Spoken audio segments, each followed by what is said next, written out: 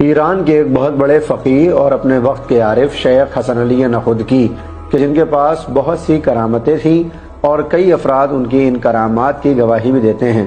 ملتا ہے کہ 35 سال کی عمر میں امام خمینی نے جب آپ سے ملاقات کی تو ان سے کوئی وظیفہ طلب کیا۔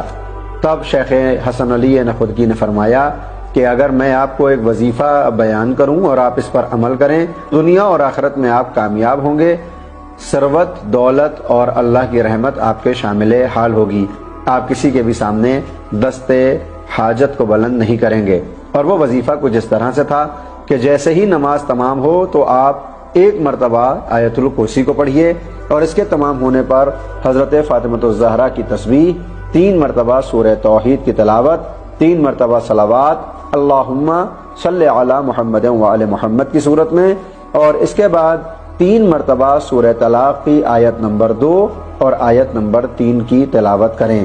وَمَن يَتَّقِ اللَّهَ يَجْعَل لَّهُ مَخْرَجًا وَيَرْزُقْهُ مِنْ حَيْثُ لَا يَحْتَسِبُ وَمَن يَتَوَكَّلْ عَلَى اللَّهِ فَهُوَ حَسْبُهُ إِنَّ اللَّهَ بَالِغُ أَمْرِهِ قَدْ جَعَلَ اللَّهُ